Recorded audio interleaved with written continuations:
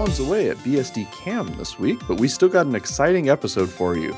We sat down with Bryan Cantrill, CTO of Joyent, to talk about a wide variety of topics: DTrace, ZFS, package stores, containers, and much, much more. This is easily our longest interview to date.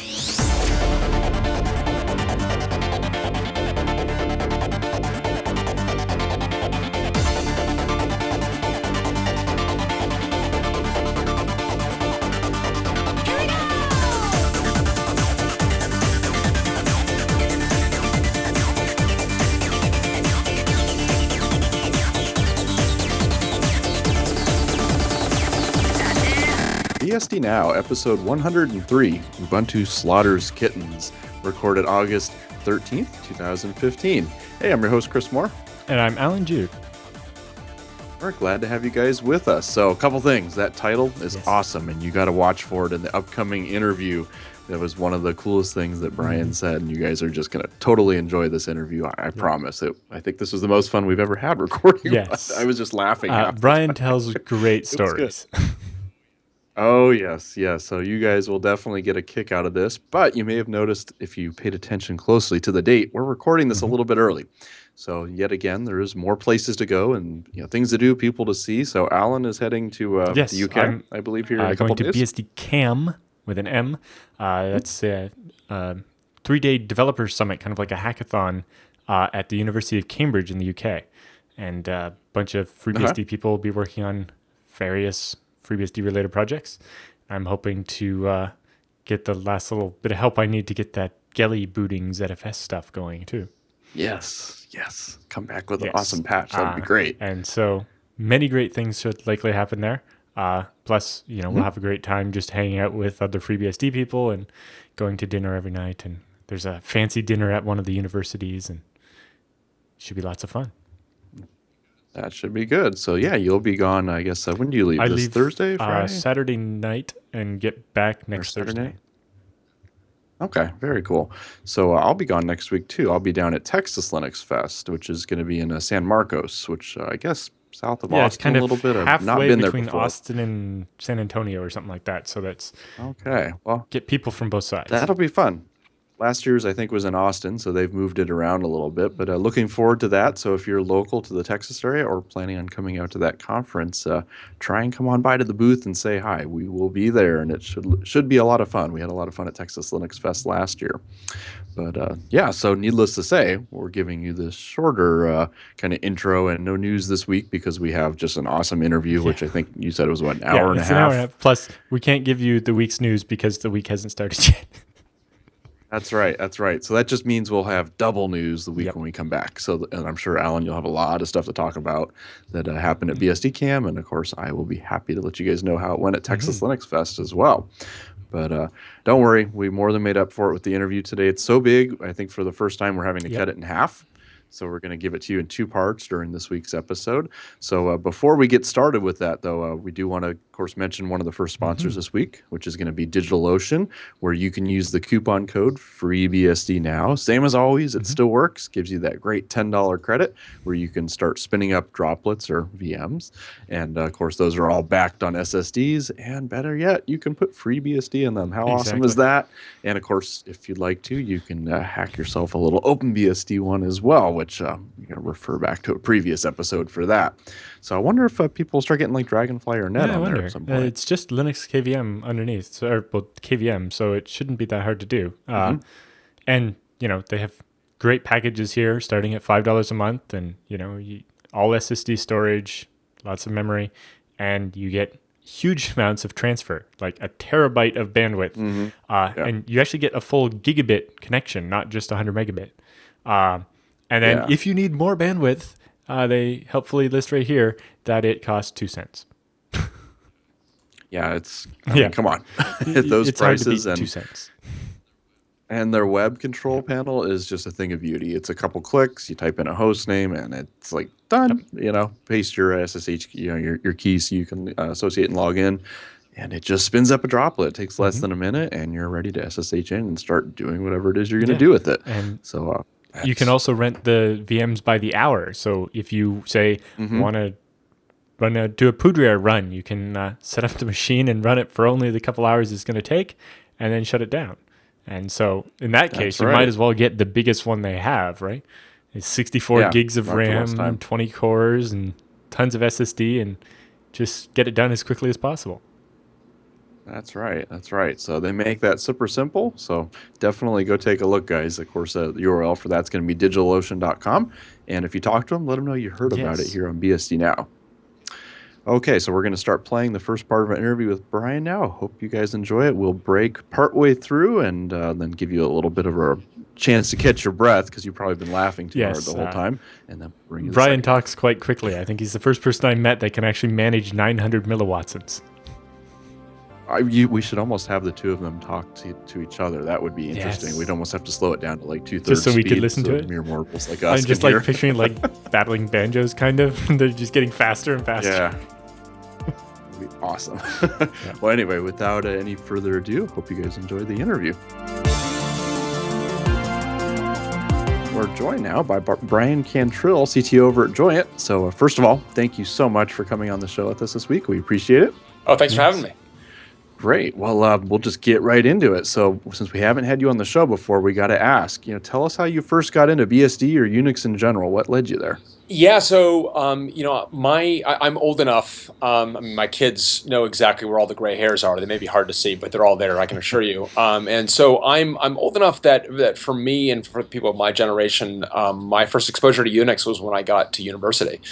So when I grew up I was an abused child and grew up on fucking DOS and Windows 3.1 and everything, and had a little bit of Unix exposure in my high school. I went to a magnet high school, and they had what I later learned was a 3B20 sitting in the corner, and I had a tiny bit of Unix exposure, but I didn't really get Unix exposure until I got to university, and was on SunOS 4.x. And on good old Sun 4Cs, SparkStation 1 Pluses. And for the first time in my life, I actually had true multitasking. And actually, there's there's a picture that actually my father took of me at that first parents' weekend of me gleefully showing off having 4 different terminal windows up, doing an FTP to Woo Archive to download some EGA game on one window, doing an LS on another window. And, and this is obviously all, post-internet, but very much pre-web. And I mean, the idea that you could actually have these things running securely and that the operating system didn't just like keel over, and that, that every program was a TSR, a terminate and stay resident program. So it was really mind-bending amazing. And so I was very kind of excited by that. And again, to kind of be of that generation that I now realize is a bit of a relic that didn't really discover Unix until I was 18. And then was discovering computer science at the same time, was very excited by computer science, and I ended up taking an operating systems course, a very good operating systems course, and got lucky and took that relatively early in my college career, and then decided that I wanted to do OS work. And I was on my way home. I remember vividly where I was. I had a layover in Chicago. I went to school in Providence, but lived in Denver. So I spent a lot of time in Chicago, but all of it in O'Hare. And I was reading Byte magazine. A little moment of silence for Byte magazine. And Byte magazine was doing an alternative OS roundup. And I had just completed the OS course and had really, really enjoyed it. It was a very intense experience, but I really enjoyed it. And, this was during an era, and I now realize in retrospect that the mid 90s, early 90s, which is when this would have been 1994, was really a bleak period. This is like December 93. This was like a really bleak period for operating systems, because this was when Unix was being left for dead. And that we were going to go to this all Windows world, and Windows was the future everywhere. And where Windows wasn't the future, it was in stranger, more alternative operating systems, object-oriented operating systems. So, Sun is going through this very painful Solaris transition at the time. Meanwhile, the cool kids are off doing things like Spring at Sun, which actually, I still have the distro sitting in my house somewhere. But Spring was a total dog. And C++ was in vogue, and it was going to be kind of these object-oriented operating systems. But Unix was basically a relic. C was considered to be a dead end, and Windows was kind of the future, which I was not down with, having I'd had enough of that in my childhood. And so Byte did this alternative OS roundup where they reviewed all of these kind of alternative operating systems. And the one that was really captivating was an operating system called QNX, QNX. And QNX was this was when the microkernel versus monolithic debate was very much raging. And we had developed a prototype microkernel in this operating systems course. And here QNX it actually seemed to be a real actual microkernel. And so I reached out to the guy who had actually written the article for Byte. And this is before I realized how the world worked and didn't realize that this was basically an advertising vehicle for the company. But, Sure. And I reached out to the guy, a great technologist by the name of Dan Hildenbrand, who's since passed away. He died really young of brain cancer, unfortunately. But reached out to Dan and said, hey, I would love to come work for you guys as an intern. I'd love to go intern for you guys. And I was a sophomore in school, in my second year of university, and I much to my surprise, Dan got back to me and said, "Yeah, let's have a conversation." I talked to Dan Hildebrand and Dan Dodge, who was the president of QNX, and they were very excited to have me come work for QNX for the summer. So I went up to work for them that summer, and then I worked for them the next summer, and then by then I knew I wanted to do OS development. And I had fallen in love with the challenge of OS development. Because the great thing about developing an operating system is it's really hard programming. And there are lots of different variants of hard programming. Numerical programming can be very hard. Distributed systems are obviously very hard. But one of the things I still like about an operating system is because it controls the abstraction of reality. It is actually responsible for the illusion that is a machine, right? A process has this model that it has this address space, and it's kind of that it has a CPU. But of course, that's an illusion that's created by the operating system. Sure. And when that illusion fails, the pathologies are so intriguing and devastating in a way. You have these really, for the first time in my life, I had bugs that I thought I'm never going to be able to debug. I actually will die with this bug not debugged. I will die in inadequate, pathetic human, unable to debug this issue. And on the one hand, it was terrifying to have that feeling. On the other hand, when I actually nailed that issue and others subsequent like it, the feeling of exhilaration you get from doing that, from actually solving a really hard problem, and you knew it was hard, or hard for you anyway, because you suffered and you thought you were never going to be able to solve it. And that to me is the definition of a hard problem, by the way. A hard problem is the one where there's a voice at the back of your brain saying, actually, I don't think we can solve this. Right. And you're like, shut up, brain. We need to solve. But there's that voice, that nagging voice. When you have that voice, that's a hard problem. And on the one hand, it's terrifying. On the other hand, it's very exhilarating to be able to solve those problems. And I love doing OS kernel development. Coming out of school, and this is in 1996 now, I knew I want to go do operating systems kernel development. That's what I want to do. Sure. And I was told by a bunch of people that doesn't really happen anymore, that people don't really do that, and that the operating system is a solved problem. I didn't really believe that. I didn't think that the OS was a solved problem, largely because I was actually trying to use them to do interesting work and appreciate it. It's amazing to think that in 1996, anyone could have believed that the operating system was a solved problem. You go back to how primitive those systems were in so many different ways. But that's what I wanted to go do. So I talked to every computer company, everyone that was developing an operating system I wanted to talk to. Of course, there were very few companies that were actually developing an operating system and would actually be, proud about that. again in 1996. So I talked to BBN, I talked to Data General, I talked to DEC, and in all of these companies, the OS group was kind of this. Was viewed as a fossil. They were viewed as kind of like essential, but basically relegated. Unix was definitely not the future. The future was Windows, which was just nauseating. Sure. And there were basically 2 companies on the planet in 1996 that were interested in doing interesting OS work. Actually, 3. Because the third being SGI. SGI was just beginning the transition to a Windows strategy. So SGI in 1995 still believed in the OS as a differentiator, but by 96, 97, they didn't. So SGI, I fell out of, I was no longer interested in SGI, and the 2 that remained were Sun Microsystems and B. Remember B, right? The BIOS, B Inc.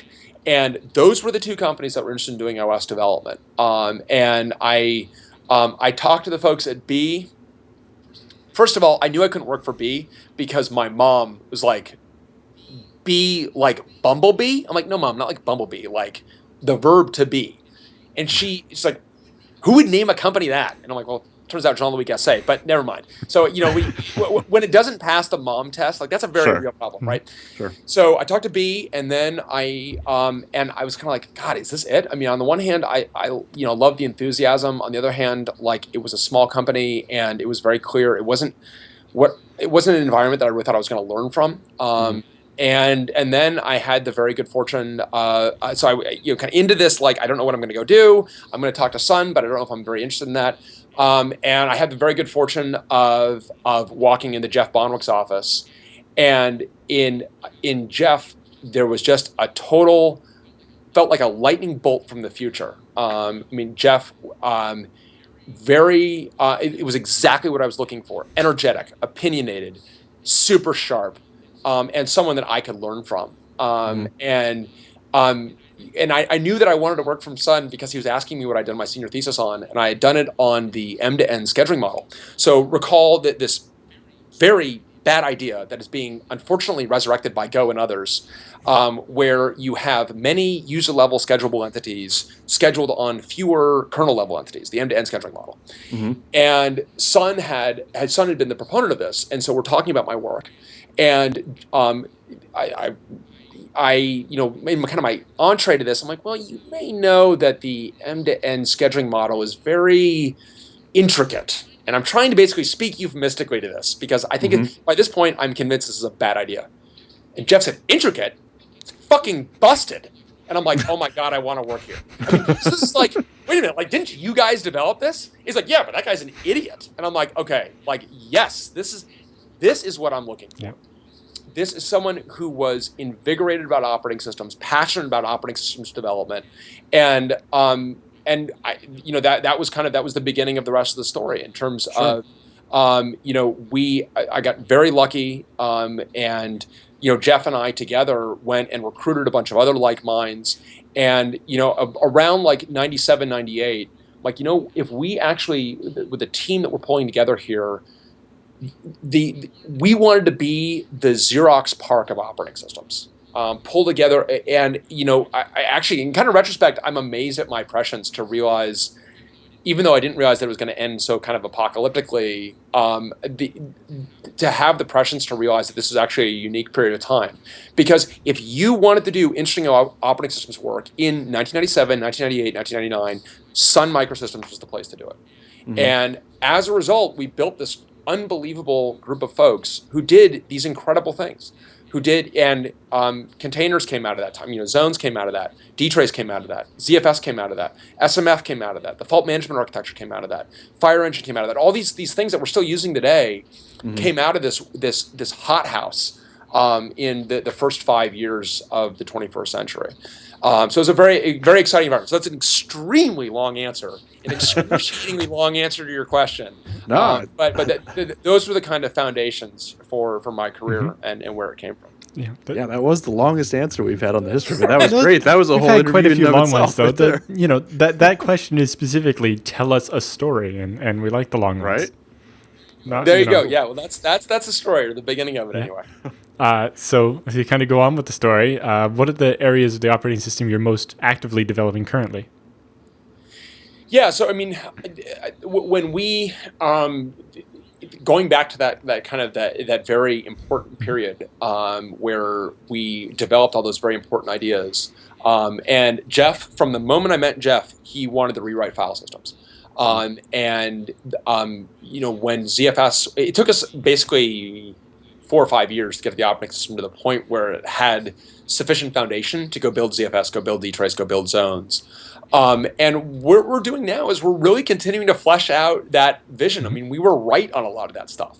Sure. And I mean, and actually, and to be fair, jails were right. Right with zones, we were very much we were inspired by what BSD had done with jails, and wanted to take that to an even further extreme. Slightly different design center, not just secure containment, although certainly that, and that is a constraint. But bluntly, Sun wanted to. We were selling machines that were too big for a single application, and we wanted to be able to have different folks that didn't necessarily trust one another run their apps on these very big machines, and the app had outgrown the process in the late 90s, early 2000s, and an app was an entire environment that came with it. So we were strong believers in containers, and then there was this kind of regrettable dead end that we're still kind of exploring in terms of hardware-based virtualization. And I had kind of always thought that I didn't like Zen. I thought Zen was a waste of time. I'm not a huge fan of hardware-based virtualization. We ported KVM to SmartOS actually after I came to Joyent in 2011, which gave me once you've seen inside of that sausage factory, you will come out a vegetarian. I mean, it is absolutely horrific. The things that fall into the hardware virtualization sausage are absolutely horrific. And if you wonder where that gamey tang is coming from, it's definitely from the vermin in the hardware virtualization sausage. And so, I was a really ardent believer in containers, and doing hardware-based virtualization at Joyent made me an even stronger believer. I mean, that's the reason I came to Joyent after the end of Sun. I was kind of looking to recreate what had drawn me to Sun, and for us, we still believe very strongly in the operating system, and we believe very strongly in containers. And with containers, I joke that we were in the right place for the wrong time, for kind of an extended period of time, in that we saw the advantage of containers, but I think the broader world didn't really get it. And it really took until like the last year for the world to actually get containers. And to the world's credit, the reason they didn't necessarily get containers is, now looking at it in hindsight, we had somewhat of the wrong emphasis, in that we were always emphasizing the operational advantages of running containers directly on the metal, running jails and FreeBSD parlance directly on the metal, and that's great, and you get tenancy advantages and so on. You need to be a bit technical to understand those advantages. What actually connected containers to a much broader audience was Docker's work, frankly, in connecting it to developers and allowing developers to think of, actually, containers are a way of actually taking my application and reflecting the operational nature of my application into this much larger binary. As Roman Shapachnik from Pivotal calls it, a former colleague of mine at Sun, he calls Docker 21st century ELF, ELF being the executable linking format. And that's what it is, basically. It's the new binary. And developers are like, this is great, I can actually develop on my laptop and deploy into production. And that is what is that's been the catalyst for containers. And now people are like, wow, I love containers. I just wish they could be made operationally efficient and secure. You're just like, right? Yeah, it's like, okay, yeah, I know. We actually, it's like we've had that part first.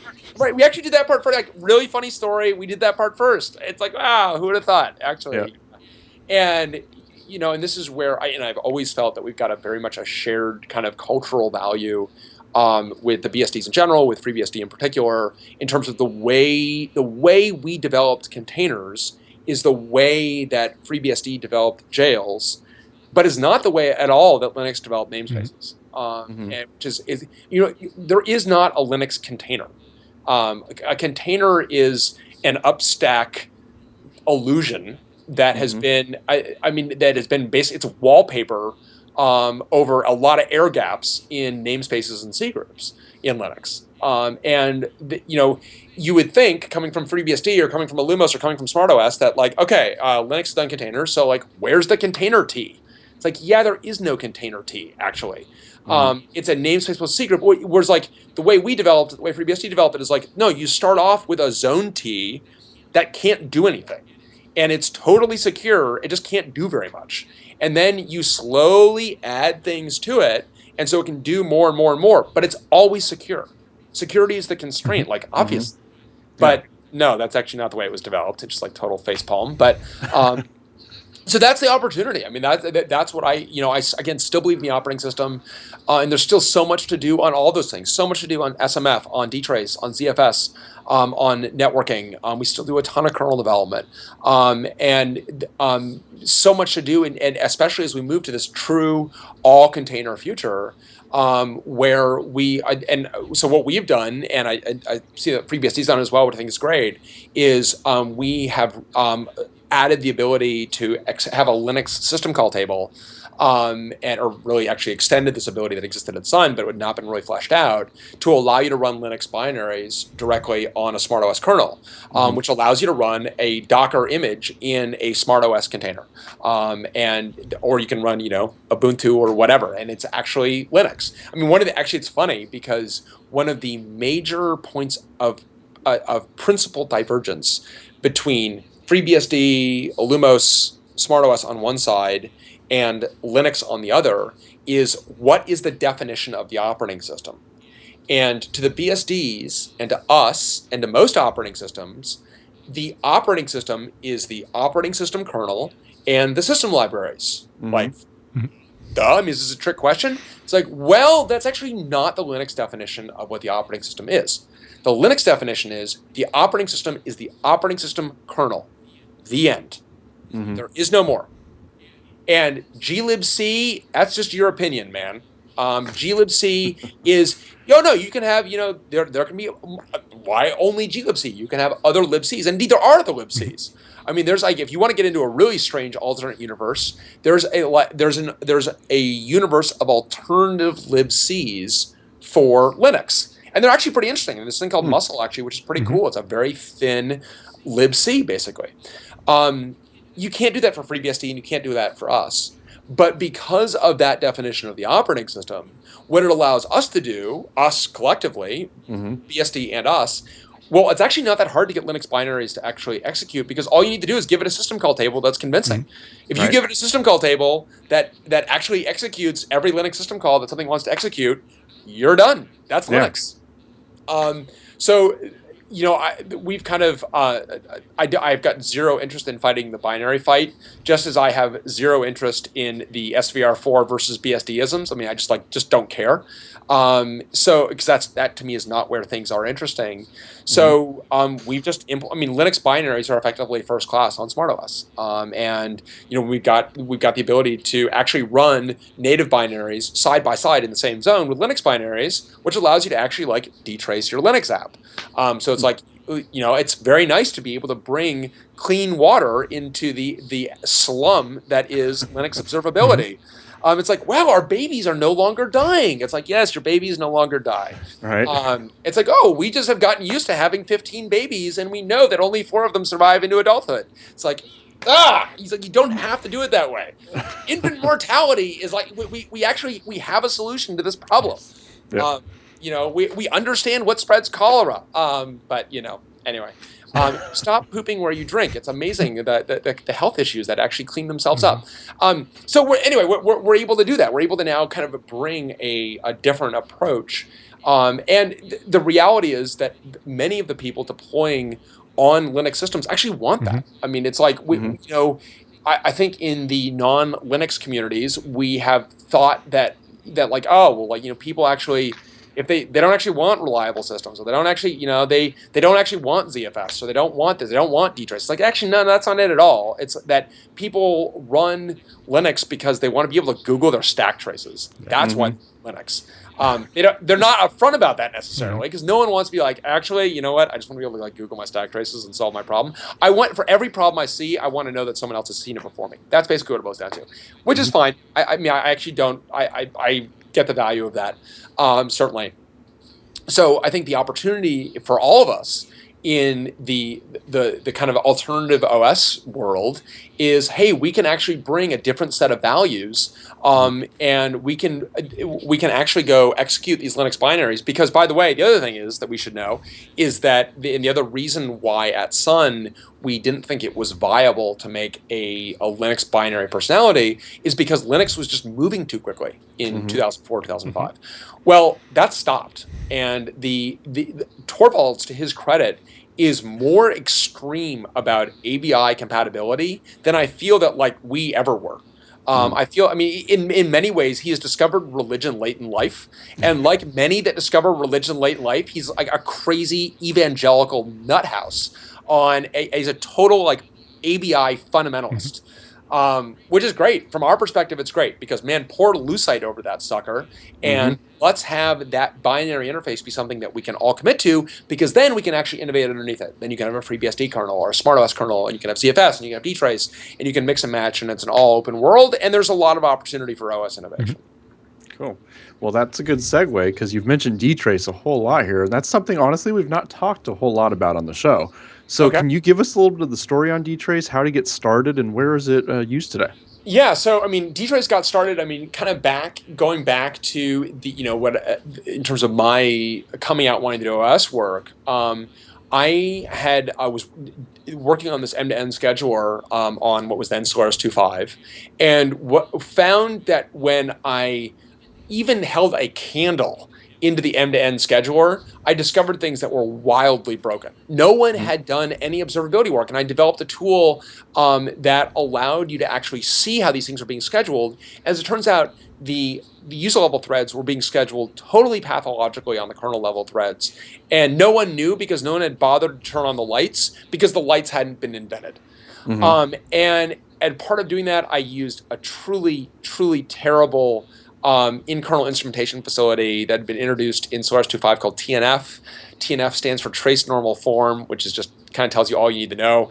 And TNF was basically the best thing out there, and it was god-awful.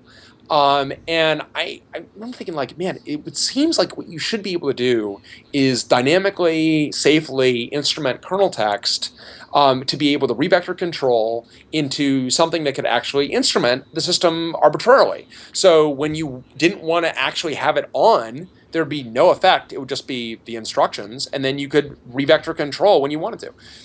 And so I was kind of running these ideas for instrumenting running program text and running kernel program text in particular. I was running this by some folks, and one of the things I heard is like, yeah, that must be impossible, because if they could have done it, they would have done it by now. This is, more in this theme of like, everything's already been invented. Yeah, everything's solved.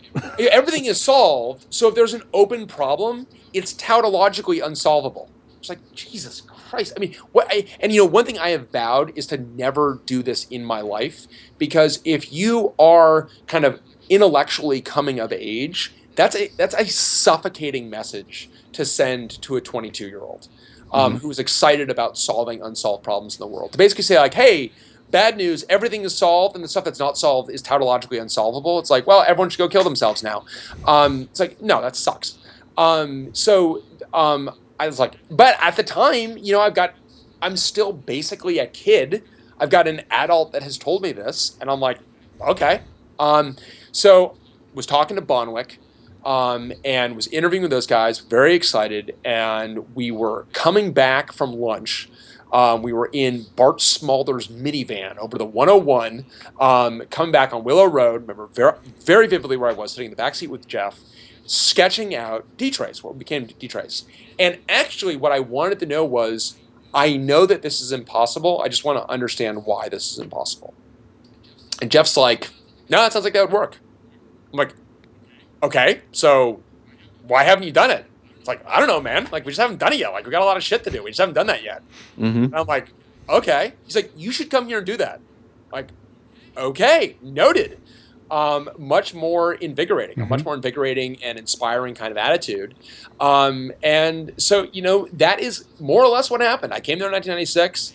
I had DTrace kind of at the back of my mind. In 1997, I remember vividly because it was my birthday, in December 1997, we were working on a benchmark. We had the E10K, God bless it, the E10K, Sun Microsystems E10K, the best acquisition in the history of the computer industry. So the backstory there is that a division of Cray called the Business Systems Division had developed the RS6400, I believe was the name, which was a 64 processor Spark-based machine at Cray. And this is it's the Business Systems Division of Cray, which is to say the division that actually is going to make money as opposed to not. Sure. All right. So SGI buys Cray, and it includes this machine, the Spark machine. Well, obviously they're not going to it's SGI. It's kind of still at the just coming off the height of the SGI versus Sun kind of cross peninsula rivalry. It's like the gangs of Mountain View. It's like if they do a West Side Story for Mountain View, it should be SGI versus Sun in 1995. When you're with iRix, you're with iRix all the way. Anyway, this is one of these things that's like small demographic I think would be attractive to this. We're just kind of coming off that rivalry. There's no way SGI is actually going to ship this product. So instead of doing what they should do, which is put a bullet in its brain, they decide to sell it to Sun. But of course, Sun's like, who else is going to buy this thing? And Sun paid, I believe the figure is still undisclosed, but it was well south of $10 million to buy this division. That division did $1.2 billion of revenue in its first year at Sun. That's a pretty good acquisition. And so that box, this is right after that acquisition. That box is a monster. It's the biggest box we've ever seen. They're running a benchmark with 5 of these things, 64 processors, 64 gigs of DRAM, which the fact that my laptop doesn't yet have that 20 years later tells you that was a really, really, really big machine at the time. It was just an unspeakable Goliath at the time. There were 5 of these machines. One running the actual benchmark is an SAP benchmark. One running the benchmark, 3 to drive load, one running the database. So they would run the benchmark, and they could tell that they were on track to blow away the world record in this benchmark. And then the sad time would happen, and the machine would just stop doing the benchmark and would start doing something else. No one had any idea what. It would spend all of its time in system time doing God knows what for like a minute and a half. And then it would come back, be like, okay, so I got some benchmark to do. And it would continue to rumble on the benchmark. And so these guys are like, what the hell's going on? Like, no, like you were doing so well. Like, you're winning. It's like Usain Bolt, stopped to get a lemonade during the 100. It's like, no, Usain, not now. You got to run the 400. Come on, bud. So they're trying to figure out what's going on. And they're pulling in everybody. I mean, this is actually sitting on a huge amount of revenue. General Motors is going to basically buy this configuration if it can hit this number. So when we're talking like real money's at stake, they've got everyone pulled in on this problem. And I end up being the one pulled in from the OS group. As I was in the Solaris performance group, it was Bonwick and me and Kevin Clark, and I hopped in to actually figure out what the hell was going on. And I could not figure out what was going on. This thing was in the system, and it's so frustrating when these are synthetic systems. We built everything about them, and it's right in front of you doing something frenetically. What are you doing? And the system can't tell you. It's so frustrating. And I was very frustrated and was using the only tool we had was a tool that Bonwick had developed called Lockstat. And Bonwick had added some profiling capabilities to Lockstat. And I was using that very heavily. And then I was taking a modified Lockstat driver, and I was using that to by hand instrument these various parts of the kernel. And every time we'd have to do this, I was loading a kernel module and then unloading it. And if I misstepped, the box would bounce. And that box took 2 hours to reboot. It took 90 minutes to reboot. Yeah. So it's like, and there is no worse feeling. Like, okay, I'm loading the new module. Okay, load the new module. And then you're like, enter. And then your face just turns red, and you can just feel it getting your face hot. turns red. You're like, oh, I'm taking a walk. Yeah, that's lunch, guys. Lunch. Hey, everybody. I'm an idiot. Ring the bell. So that was very frustrating. And I'm like, man, this is there's got to be a better way. But the entire time we were chasing that problem, I'm like, on the one hand, there has to be a better way. On the other hand, like, this is a very unusual problem, and there's clearly there's a kernel issue, a networking stack issue here. That's what we kind of, as we were honing in on.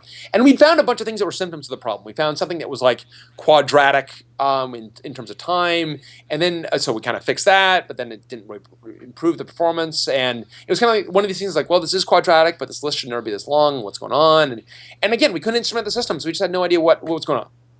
Mm-hmm. And we finally, after 2 weeks of literally around the clock, around the globe work, where you are actually like handing off your state to someone who just woke up 8 time zones away, right? Around the clock, around the globe, we figured it out. And the problem was the box had been misconfigured. It had been misconfigured to act as a router. And totally unrelated, there was a router that had a busted firmware rev, and every couple of minutes, every like whatever it was, 15 minutes, 30 minutes, that router would just pop and reboot. So the router pops, and all these things are like, God, we're trying to route packets. And this E10K, this benchmark E10K, one of the world's most expensive machines, is like, I could be the world's best SAP server or the world's worst router. Right. And I know it. Yoo-hoo, I know how to route packets. And so it would sit there and route packets, like and then finally, like, the router would come back online, and it would start routing packets again. And then you take it back. All right, now I'm back to benchmarking work. So it was doing exactly what it was told to do. And it's like, oh God. And for me personally, this was chilling, actually, because my assumption was this is so deep in the innards that yes, it is horrific that we are taking us so long to solve this problem, but this is a problem that only we could have. Mm-hmm. And then you realize, like, no, wait a minute. Anyone could do that. Anyone could do that. That was, I mean, it's like Etsy no default router was not set. This is really, really, really, really easy to do. Mm-hmm. This is like a common error. And you're just like, wow, how does anyone diagnose these systems ever? It's like, doesn't this mean that there are a lot of systems that just randomly suck and no one's able to figure out why? As it turns out, yes, that's exactly what it means. Mm-hmm. And like, man, we have to do something better. So, I mean, the ideas for DTrace were kind of at the back of my head, but I'm like, man, we got to do this. I got lucky in that I was able to kind of to recruit a friend from school to come out and work for us in the group, Mike Shapiro, and I convinced Mike. Once we kind of get things stabilized, with respect to a bunch of other stuff, we got to go work on this. And starting in the fall of 2001, we started working on DTrace, and realized pretty early on that, like, wow, this is going to be a project that stretches us to the very, very limits of what we can go do. Mm-hmm. And worked on it through 2002. And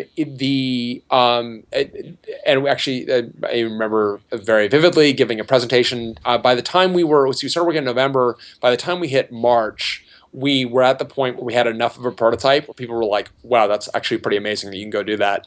And demonstrated that for the kernel group, and had at that point, because we kind of given ourselves 6 months of total focus to prove that this was a viable path.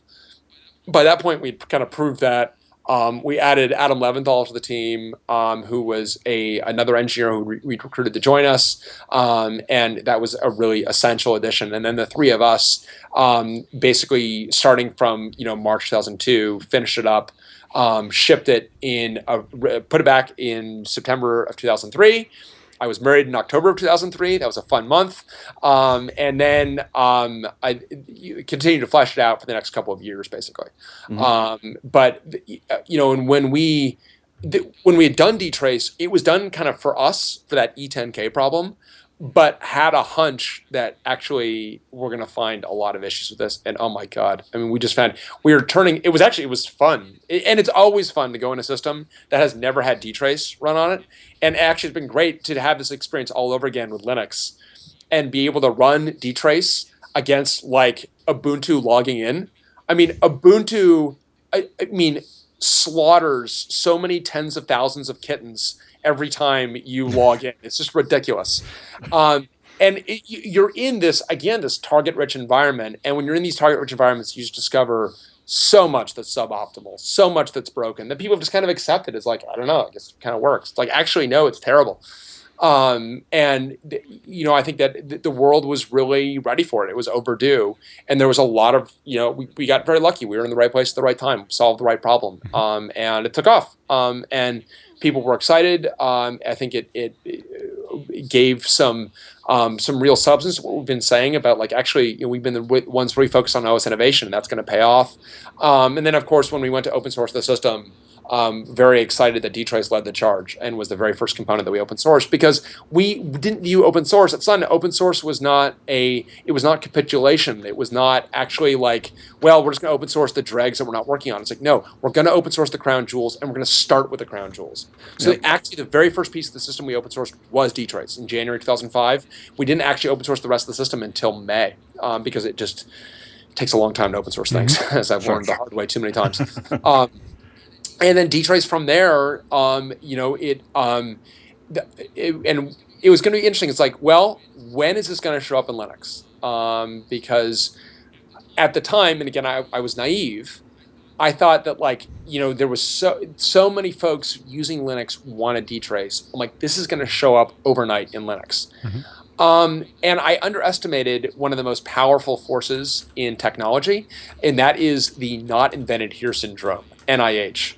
And actually, Linux as a community was not really interested in the best tool for the job, and in particular at that time, just had come to caricaturize Sun in this kind of ridiculous way, and very much had a, like, Linux was kind of a teenager to Sun's kind of teenage parent, and there was a lot of kind of "I hate you" slams, and it just could not deal with the fact that actually we'd done some pretty interesting work, and had no interest in actually taking DTrace. So DTrace kind of went to every other system except for Linux, and it was went to FreeBSD.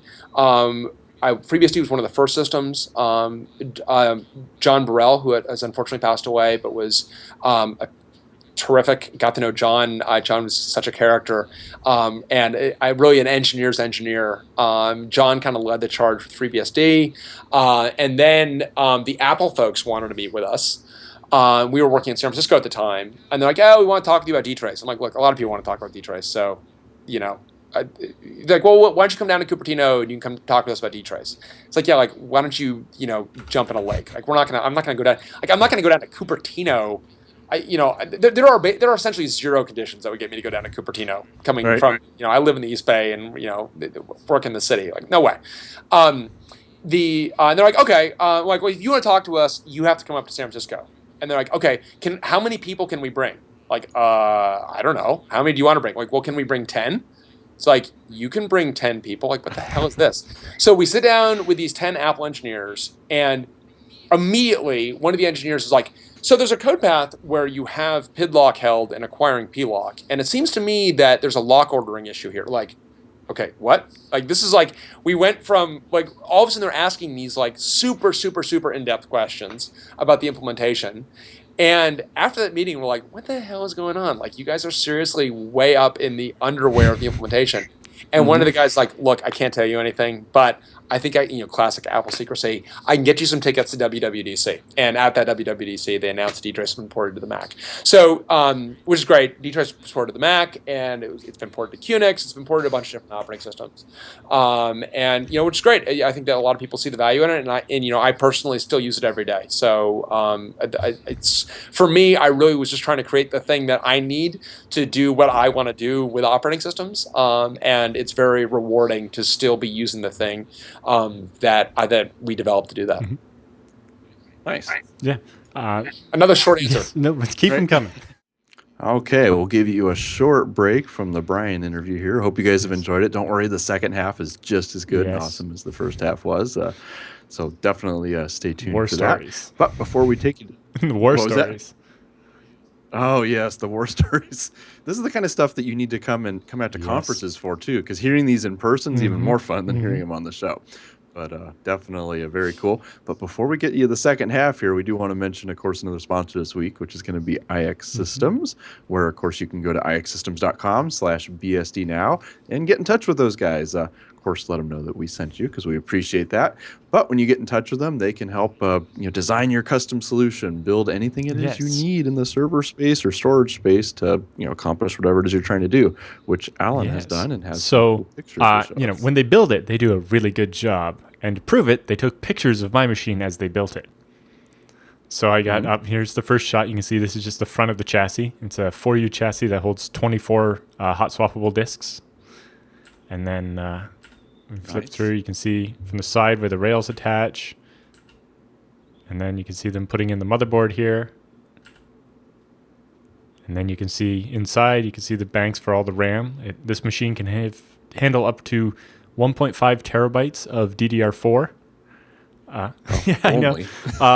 Over by the hot swappable power supplies on the edge there, kind of beside them, you can see the two SSDs that I put the operating system on. And you can see those run back to over to about here where you the SATA controller that's built into the motherboard, because these are just the SSDs for the operating system. But you can also notice the level of detail. The two SATA cables that come out of the SSDs were custom made exactly the right length to go from the motherboard around to the SSDs and not block up any airflow with bundled up excess cable or anything like that. And on this little plastic piece here is a shroud that once the CPUs and the coolers are installed, it fits over top of them and forces the air from the fans over the CPUs and doesn't let it just get lost somewhere else in the case. Man, that's really nice. So what exactly are the specs of this particular box? It's a dual E5 2630 V3. So that's Haswell. I think it's 8 cores of 2-point-something gigahertz apiece. And then with hyper-threading, and there's 2 of them. So there'll be 32 threads in the box. Yeah. Nice. I'm sure you got plenty of storage on there. Well, too, right? this one's going to have 24 5-terabyte disks. So this one's set up discrete wired, so I could use the less expensive SATA disks. But there's also another system, I think there's pictures of it too, where I went with 36 of the 6-terabyte helium-filled SAS drives.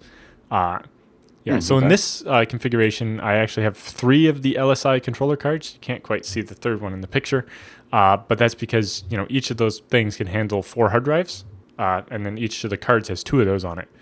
So that adds up to the 24 drives. And I'm not using any expanders or anything because I'm using vanilla SATA drives that are not as smart. Here you can see that all 3 controllers, and they're all wired very nicely. You can see them bundled together and tied up, and you can see the CPU coolers are in there now and the RAM. Looks very nice. Very, very cool. And you can see the SSDs are hot swappable at the back there, so you can swap them out if they wear out or whatever, and hot swappable power supplies and lots of fans. Man, you just make this look so good, Allan. This doesn't, but you guys, you don't have to be drooling over the pictures here. Yeah, please don't drool on my server. You can actually get in touch. Right? Don't drool on Allan's server, but you can definitely get in touch with IX, and the next pictures you see could be your box rolling off the assembly line, getting ready to be shipped and head out to wherever you want to host it. So here's the iXsystems makes that here's easy. the second one. You can see it looks like it's just 2 U's, but you can see it's kind of like it's levitating. This is actually the chassis that holds 36 drives. So it's got 24 in the front, like the previous one, and there's actually another 12 drives that fit on the bottom 2 U at the back, and then connect through the internal.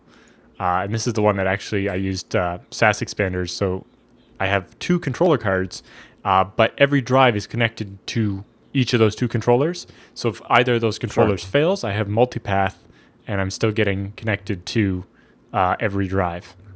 So if one of my controllers fails, I don't lose access to half my drives. It also means I can load balance across my 2 controllers and take more advantage of those and more bandwidth and so on.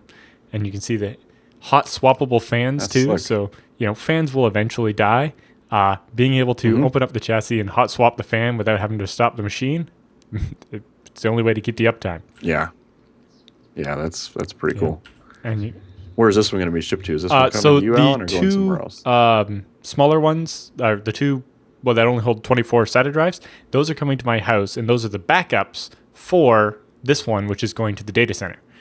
So the one with the 36 6 terabyte drives will go to the data center, and that's the primary, and that's why it's all SAS, multipath, or whatever. But I need to back up that machine. And the most economical way to do that for me was to build two machines using cheaper hard drives and then put those in my basement. Sure. Oh, very nice. Yes. So very nice. again, guys, iXsystems.com/BSD now, and make that next system yours. Okay, now we're going to go ahead and play the second half of Bryan's interview here. I hope you guys enjoy it. So in the mostly kind of Linux-centric cloud world that we're kind of in now, what are some of the main advantages to using something like a BSD or illumos or SmartOS for that kind of a space? Well, I mean, the advantage is that Linux was really not designed for the world that we're in. It's not designed for a world of multi-tenant containers. It's not designed for a world of many spindles and how to deal with that optimally. I mean, it's not designed for a service-oriented world. And if you look at ZFS, if you look at DTrace, if you look at jails and zones, if you look at SMF, at least from an illumos perspective, SmartOS perspective, there are basically bad knockoffs of all of these things in the Linux world. What they should do is do what the BSDs did, which is like, hey, ZFS is a good idea. Like it's open source. Like we should port it. And this is what we do. Like when the BSDs do, and my great regret, and which I'll just apologize for now, but it happened a long time ago, was we should have just implemented KQ. So when we did dev poll first, KQ was done in the BSDs, in part inspired by dev poll. And when we went to go solve that problem in 2001, we did it with, it kind of tried to take the best of all worlds, and we did something called event ports, which is very similar to KQ. But in retrospect, I wish we'd just done KQ, because event ports is so similar to KQ that it's like, well, actually KQ was already available. So if we were to replay that history now, just as BSD ported ZFS to BSDs, we would just port KQ to illumos, because it's like that's the right idea, and we agree about the right idea. That's not really the way Linux operates. So when Linux went to go do epoll, for example, I don't know, have you ever looked at epoll? I mean, okay, yeah. So you should do this, because you're probably like, oh, epoll, like it's probably not that bad. Like epoll, it's like KQ for Linux. How bad could it be? How bad could it be? I mean, epoll post dates ports from Windows, event ports from, at the time, Solaris, and KQ from BSD, so they can learn from everybody's mistakes, right? Well, that actually assumes the development of a frontal lobe, which Linux doesn't necessarily have, and they just didn't bother at all. And this is one of the things that drives me absolutely nuts about the way that operating system has been developed, is there's no reverence for history. And there's no idea of like, well, maybe I can learn from a previous system and a different group of technologists. Maybe I can learn what they did, and even if I want to go do something that's similar, I can at least I can internalize their experience. Sure. And if they bothered to do that, they would have realized that, like, actually what you want to do with epoll, which kind of feels like it makes sense. So just a brief kind of tangent on a tangent here. So the way that when we first went to solve this problem in the kind of mid 2000s, the late 90s, rather, it's like 97, 98, 99. The problem is, it's the internet's here, that's great, I've got tons of connections, and now select and poll are a dog. Because the semantics of select and poll are, every time an event is ready on one of these things, I've got to scan the whole thing. And that sucks. And the first kind of thought that we had, actually it was a Bonwick's idea, actually, in like 97, is, try to be sleazy. In that, and you always, there's a very fine line between sleazy and elegant. And, often, sleaze that you get away with is actually elegance. Right. And elegance that you miss the mark with becomes sleaze. And, sometimes you think like, wow, if I just do this, I can solve this problem. And the just do this was, so let's keep the basic poll model, I've got a set of file descriptors I'm interested in. But instead of actually scanning the set every time, I will just tell you which one is ready. And so instead of having pull the system call, I'll give you a device interface, that's dev poll, and I'll tell you which FD is ready, but other than that, it's the same poll interface. Okay, feels great. So we do that. And then we discover it's got a fatal flaw that's pretty subtle.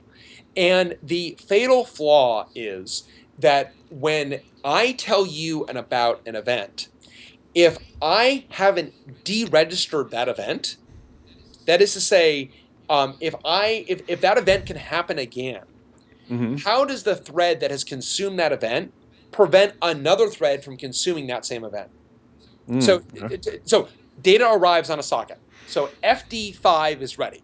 So I'm going to tell you FD5 is ready. Well, FD5 is still ready as long as there's data on it.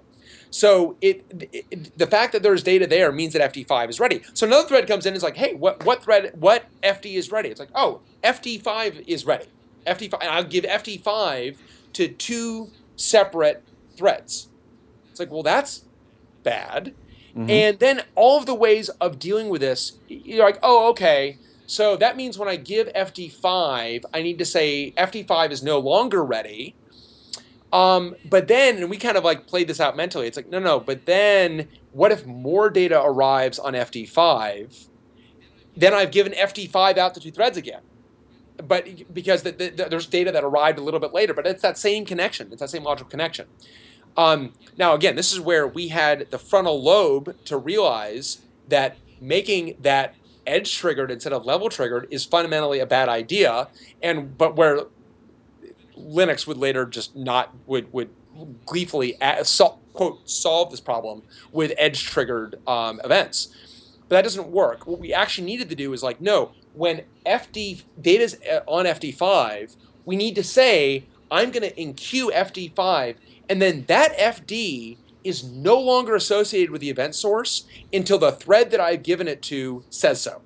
And that's the KQ model, and that's the event port model. Is that when an event happens, it's automatically dissociated from its underlying event source until you, the thread, reassociate it. So I assumed that epoll did the same thing, but no. What epoll did is that dev poll model. And it's like, well, wait a minute. If they did that, how the living hell does this work with multi-threaded programs? Turns out it doesn't. And the epoll man page is remarkably frank about all the design defects involved in this. And you're to the point where it's just like, when you were writing this man page, didn't feel like, God, this feels really wrong. But Right. It's like just the act of documenting it should have made you realize how pathologically broken this is. And actually, epoll is even worse than this. And this is actually amazing. In epoll, the event is associated not with an FD, but with an underlying file tape, effectively. You're like, hold on, wait a minute. But there's an FD on like the structure you get back. Turns out that's just a union.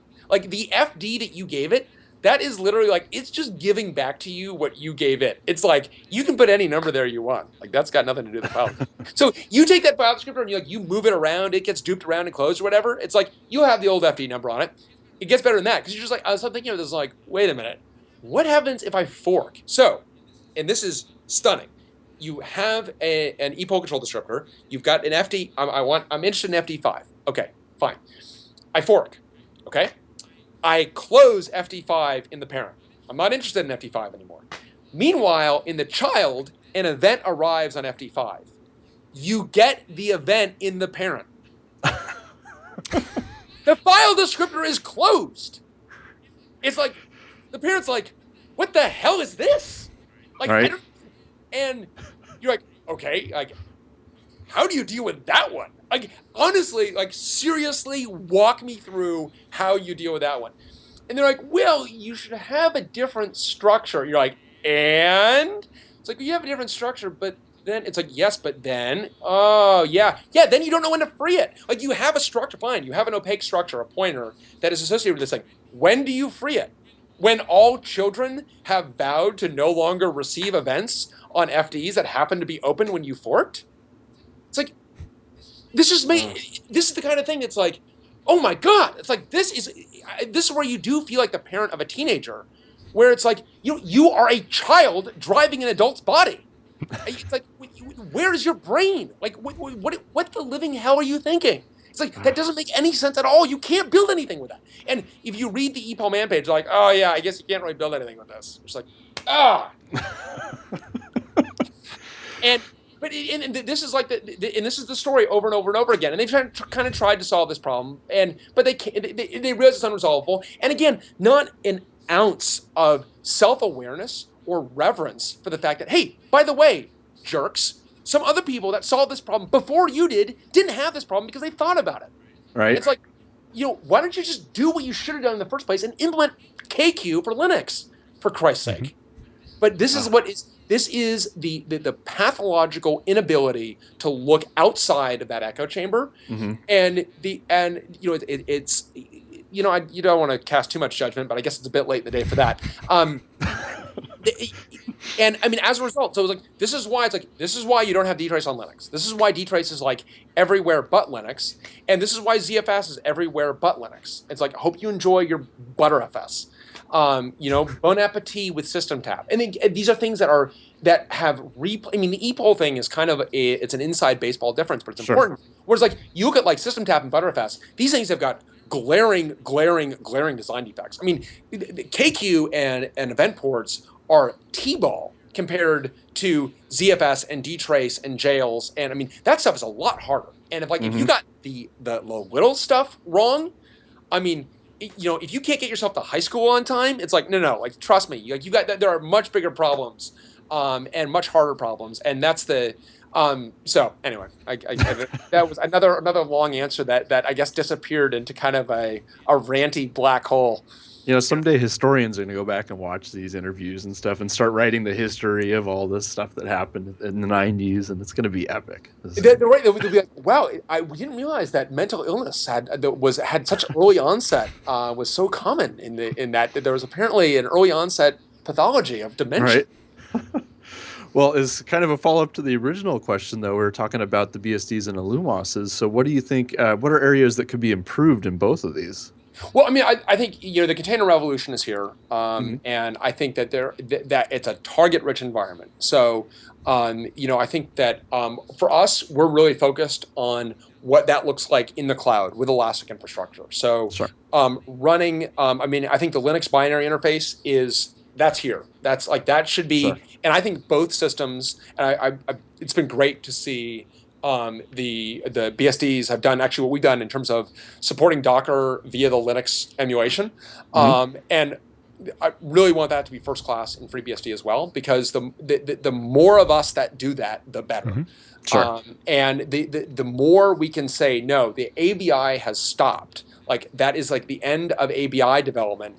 The more we can focus on that downstack infrastructure in terms of ZFS, in terms of zones for us, containers, the jails for FreeBSD, and there's tons of stuff to go do still. As we move to this world in which we've got increasingly interpreted languages, distributed systems, we've got service-oriented microservices, service-oriented architectures. There's a lot that the operating system can go provide in terms of debuggability, in terms of performance. It's like all of the OS problems to me are more current than ever. I mean, I'm more energized about the OS as an axis of innovation than I ever have been, really. I mean, I continue to believe what I've always believed, which is you can do things uniquely in the operating system that you can't do in other layers of the stack.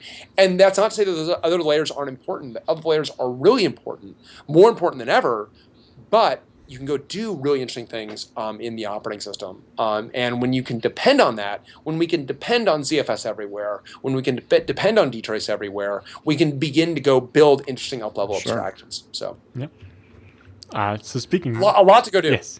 Yeah, for sure. And meanwhile, and then there's also the I mean, I think you see this in the Linux community as well, where they're kind of solving all these things badly. But I mean, there's certainly the passing of the popcorn, watching the systemd total fiasco, and I mean, just as like Oracle is helping Postgres, I think systemd is helping alternative operating systems a great deal, because they are actually, systemd is one of the first things where I feel that the arrogance of Linux is being pushed too far, and it's being pushed on a community that is actually not so into it, and people are beginning to look for alternatives. And which is great. I mean, they should look for alternatives, and we're in an all open world, so there should be, the more kind of mutants, the better. I think. I think choice is good, alternatives are good, and especially when there's a lot of hard problems to be solved, we should be able to borrow one another's innovation. We should be able to, in different innovations are going to come from different places, and we should be able to create different mutants that incorporate those innovations. Yeah, there's only so many of us. We can't waste a bunch of time all working on the same problem when there's so many problems to solve. There's so many problems to solve. Yeah, and I think again we're in this. This is what I love about being in the all open world.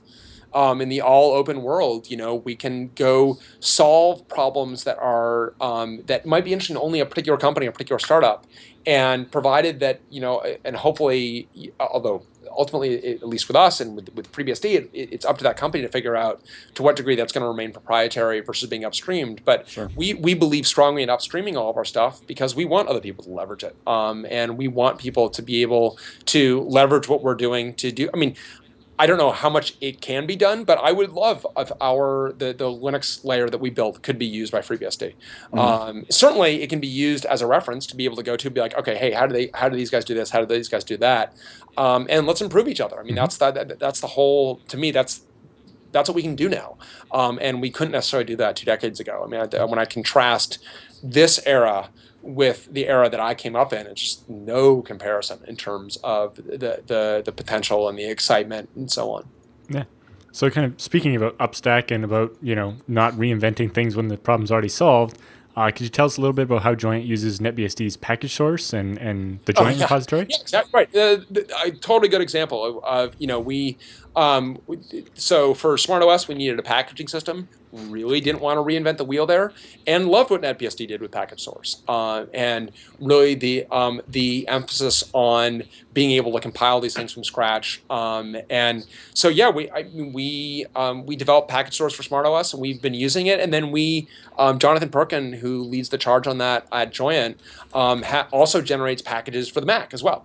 Which I think has been a huge community service. And so package source for us was it's the right model. It's a really thin, lightweight model. It's kind of a sensible model.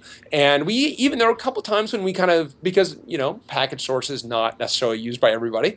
And there were a couple times when we reevaluated, like, okay, is package source actually the right model? And every time we would do a kind of a comprehensive evaluation of packaging software, we would come back to package source. It's like, actually, this is what we want. This works really well. So yeah, we're happy. I mean, it's been great for us. We've been able to engage that community and contribute. Jonathan, there's a package con every year in Berlin that Jonathan's able to go to. So that's been great, and a good example of how we like to be able to take the best from all worlds. Nice.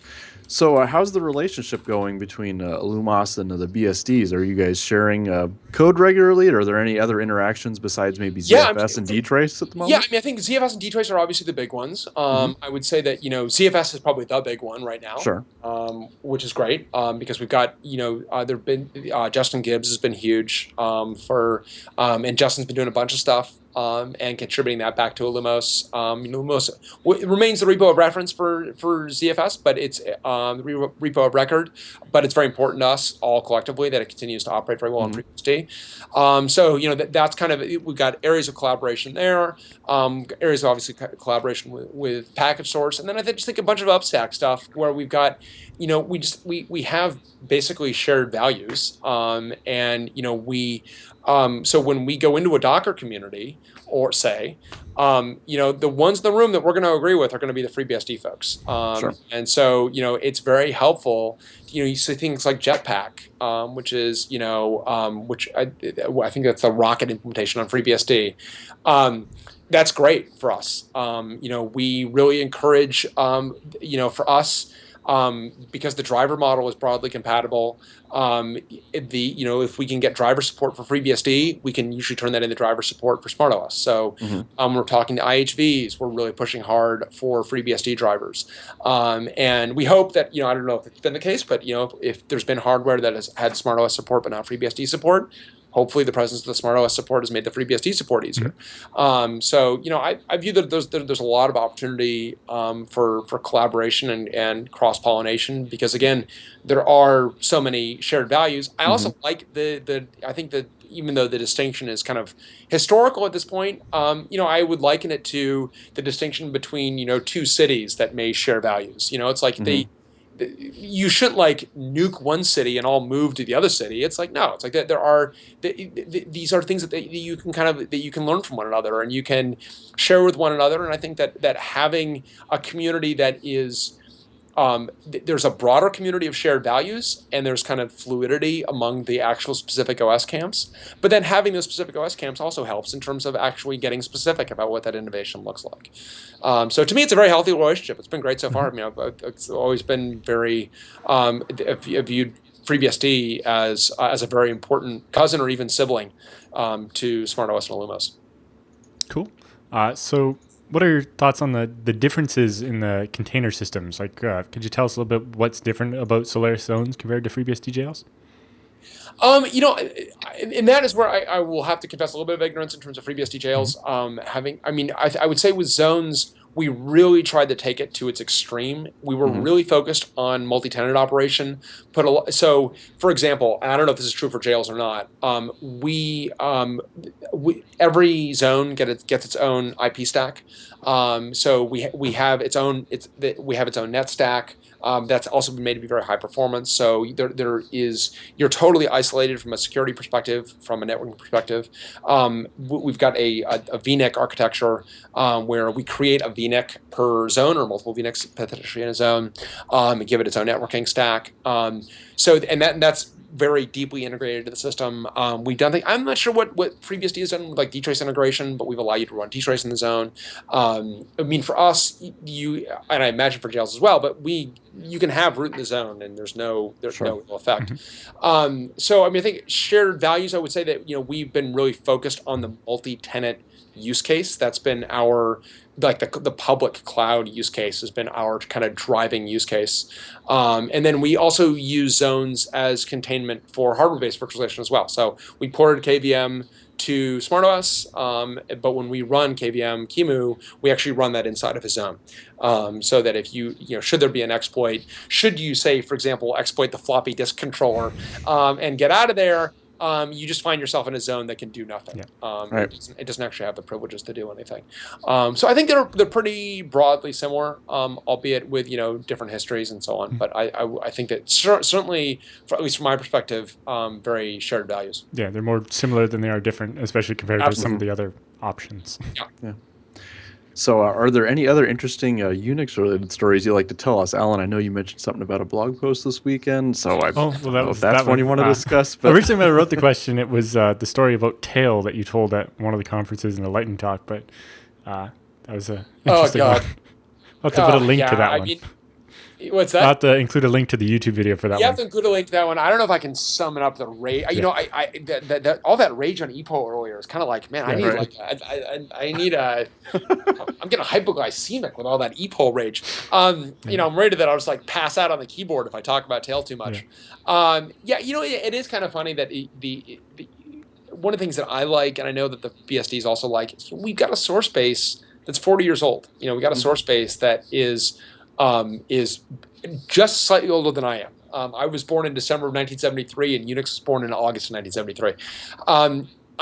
I like that. I kind of like I like that because I think that we, for better and for worse. And actually, one of the funny things actually about Tail, unrelated to that particular, what you're referring to as a Surge 2013, I think, lightning talk, in which I went into the Tail minus F does not do what people think it does. Tail minus F has got a lot of issues, but that we've resolved, and BSDs have resolved as well, actually. But one thing that's funny is that Tail existed long before Head. That Head did not. Which is kind of funny. Do I have that inverted? I may have. I reserve the right to have that inverted. No, I don't think I got that inverted. I think that's right. I think that there's like a 10-year gap between Tail and Head. And you think like, isn't one obvious the other? But like, no, apparently not. Which is kind of funny. Yeah, I mean, it's fun to work in a system that is so. I mean, fun for the really ancient Unixisms. Some of the SVR4isms we've actually tried to rip out that you guys don't have. So I mean, because remember that AT&T, after the Bell Labs kind of those guys split off and the BSD split off. This is truly like ancient. This is like the way back in the day, the Peloponnesian Wars. Way back in the day, the AT&T did a bunch of crazy things. They did like this crazy menu-driven thing, FMLI. If you remember that, like go Google that if you want to get something truly weird. And so we've been ripping a lot of that out, a lot of the truly weird SVR4isms, and some of those things are just too strange to live. And that's where you get into like really the true Antiques Roadshow, and things like I discovered one year the BFS command, which is you're like, oh, like breadth first search. It's like no, not that's not breadth first search. That was the big file scanner. It's like big file scanner. That does not sound right. That's not right.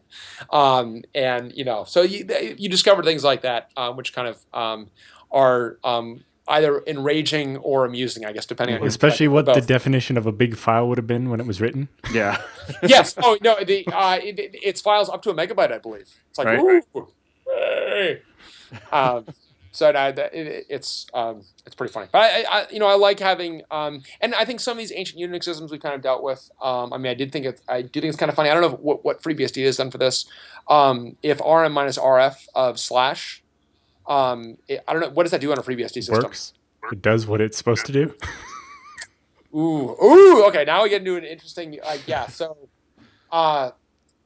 many years ago, we made that not work. Well, we made that. It doesn't work because certain files have file system flags that make them immutable. So even root can't delete them. Right. So you can block it. So we did what we ran it, and I would recommend this is an illumosism that I would recommend borrowing. But what we found way back in the day, there was a bug in patchadd. Patchadd being patchadd, to ancient history, of the many things that I don't remember fondly, Solaris patching is probably first and foremost among them. Solaris patching was always a disaster, and patchadd was the command that did this. Patchadd took this kind of tarball that wasn't tarball, it was CPI archive that was a patch, and it very much expected that this was a patch issued by Sun, and if you gave patchadd something that was not a patch, it had this really nasty bug. It was a shell script, and it would do an RM minus RRF of $1/$2, and $1 and $2 would both be unset, right? And this is how you end up in this like really nasty trap where a shell script is like, oh, I'm just going to do an RM minus RRF, and they're like, no, yeah, that was slash. So the compiler group issued a patch that was actually a tarball, and the first person to get a hold of this. The first admin to get a hold of this is like, all right, I'm gonna go add this thing. So add the patch, and it's like the machine's like rumble. It's like, oh, okay, it's like it's working, great. Like she goes off, gets a cup of coffee, comes back, and it's like, can't remove /devices It's like that seems weird for a patch. Can't remove /net /mumble /other machine. It's like an RM minus RF of slash actually will obliterate your network if you let it. Right? And so she reports this bug, and we're like, "Oh my god, we're so sorry! Like this is the worst bug possible. We nuclear bombed your system." And we found the bug relatively quickly, and went to the engineer responsible for this. Like, oh my, like, hey, funny story, you have the worst bug in human history. And we kind of walked him through. He's like, well, why are you patch adding something that's not a patch? It's like, no, okay, so like that's a capital crime now? Like that's something that, like you believe that systems should be executed for adding a patch that's not a patch. So we got him to fix the problem. Then we're just like, why does RM minus RF of slash actually do this? Because like this is never your intent, right? It's like we don't need a self-destruct button in Unix. So we're like, okay, we're gonna just eliminate this. But then as you might be thinking, like one of the standards guys And maybe Allan, maybe you got a little bit of this in you, but our standards guy was like, no, wait a minute, you can't just do that because the user has asked you to rm minus rf of slash. The standard says you can't just like choose not to implement the POSIX standard. I'm like, that's ridiculous. Like, I mean, what POSIX test is going to validate that an rm minus rf of slash blows away the system? I mean, it's a little hard to validate. It's like, well, if you delete the whole system, isn't that undefined behavior? Right. Okay, so you're on the right track. So what we did is we took apart the standard very closely, and what the standard says is if you attempt to remove a file that you cannot remove or is not available, there's an error. If you remove multiple files, or you have an rm command that implies the removal of multiple files, and one of them fails, you're undefined. Everything from there on out undefined. So you rm foo and bar doesn't exist, foo may or may not be there. Implementation is welcome to do whatever it wants. Okay. 1. 2, always illegal to remove the current directory. Yes. And also, you can't delete a mount point if it's still mounted usually as well. That's right. But it's always, which is also true. But you can't remove the current directory, which for our purposes was even easier. Yes. Sure. Because one thing we know about rm of minus rf of slash, it involves the removal of the current directory. So and the order in which files are actually removed is implementation defined. So if you remove foo and bar, the implementation can remove bar and then foo, or foo and then bar. It's allowed to pick. So we say fine. Our implementation, rm minus rf of slash, the first thing it tries to do is remove your current directory. That fails, and then the operation fails. And it says removal of rm minus rf of slash is not allowed. And literally, our standards guy is like, ugh! I've been defeated. Boy. It's like, Right. What is wrong with you? What is wrong? Seriously, what is wrong with you? I feel like I'm talking to my kids. Like, what is wrong with you? Like, we just deleted a person's machine, and all you're thinking about is how can I intellectually preserve our inalienable right to do so in the future? Right. That's wrong. That is antisocial behavior. I mean, this is like pooping on the carpet. Don't do that. Don't do that. Yeah. Other people are here. Come on. Anyway, so we fixed that, and actually it's funny because then the footnote of this is I was telling a customer about that, that whole story. I can't remember how it came up, but as you know, I'm prone to go on tangents from every now and again. And the guy's like, okay, so if I do an rm minus rf of slash on Solaris, it won't do it. I'm like, yeah, that's right. He's like, but you're running Solaris on your laptop. I'm like, I am running Solaris on my laptop back in the day. He's like, all right, so do it now. I'm like, do what now? He's like, do an rm minus rf of slash as root now. I'm like, on my machine? Like, right? He's like, well, you said you did this. Like, go do it. I'm like, no, I don't need to do it. I told you we did it. Like, I don't need to do it. He's like, do it. I'm just like, okay. Like, we did do that, right? You're like I patched that in, right? The patch actually shipped, right? We talked about that, and I'm pretty sure we put that back. I'm like, oh god. And then I'm like, all right, if you're gonna go out big, right? I'm just like, da-da-da, here we go. rm minus rf slash not allowed. I'm just like, oh thank god. Right. Thank you. But and that's and you saw that this happened with the Steam. Steam, yes, I was going to bring that up. Right. And it's a common pathology. I mean, people don't accidentally type rm minus rf of slash. Shell scripts accidentally do it because they've got variables that are unset. I mean, that's Red Hat recently did it too with like a GNOME package or something. It was a beta that didn't actually go out to everybody, but they did the same thing. Totally. It's an easy mistake. It's actually an easy mistake to make. And so this is why we are just like, okay, not allowed. And it's kind of fun to be iterating, because we're still iterating on some of these abstractions and still polishing them even 40 years after they were originally invented, which keeps it fun. Yeah. And the other one I was going to bring up was exactly a week ago, the patch tool in FreeBSD was patched to, because of a vulnerability, because it runs the patch through ed. You could, in a specifically malformed patch, inject random commands into the patch. Oops. Wow. Yeah. Nice. There you go. Well, this is like my nroff hypothesis. Mm-hmm. So do you know the story with nroff? No. So nroff was developed. It was the new ROF, and it was developed by Joseph Asana at Bell Labs. And by all accounts, Asana was brilliant. He was one of the ones that he was older than some of the other engineers, and everyone really looked at him. Brilliant guy. And he died tragically. So he died in 1977. Mm-hmm. And he had generated nroff in C by porting it from the PDP, from the assembly. And no one had or has any idea how it actually works. And if you go into the nroff source, you see things like KK or equals octal 13, J and equals octal 17, if ZZ and octal 12, and you're just like, okay. And we still, like, every time you run man on an illumos system, Joseph Osana is summoned from the grave, and Osana alone is able to generate your man page for you. And supposedly, I don't know if this is apocryphal or not. Actually, I've been able to confirm this with him or not. But supposedly, Bryan Cantrill went into nroff being like, "Oh, this is ridiculous. Like, come on, let's just see. I'll figure it out. I'll rewrite it." And went in and been like, I actually don't know how it works. I actually don't know how or why it works. And I mean, all the files have very convenient names like n1.c, n2.c, n3.c, n4.c. But all right, so we still have that code. This is my nroff 10,000 year hypothesis, is that because the thing about that code is it works. We don't know how or why, but it works. And for the problem it solves, it's always going to work.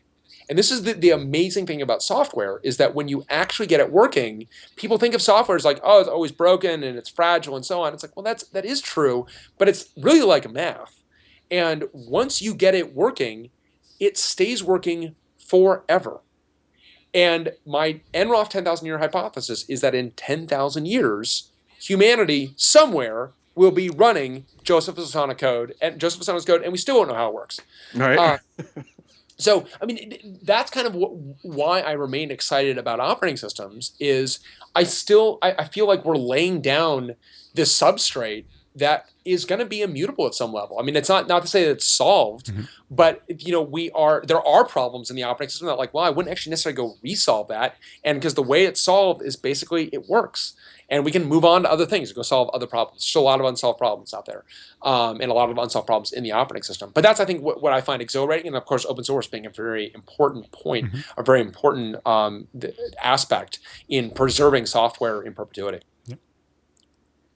So kind of speaking about people not necessarily understanding open source, yesterday we saw that blog post from Oracle about don't reverse engineer. Jesus.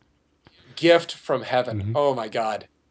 It was, so we saw, Mary Ann Davidson, whose name may live in infamy, who is actually already infamous in security circles, and has already just regularly speaks the kind of the Oracle playbook, and regularly talks about how security researchers are basically a problem, and that the vendor, know best. And it's this very like this amazing, it's this relic from the 90s or the 80s even, about it's like that actually the problem with this is that you found the security issue, not the underlying security issue. Sure. It's like it's kind of like the Cold War in that it's like it's hard to remember that, like, oh right, like there was a wall in the middle of Berlin. How weird.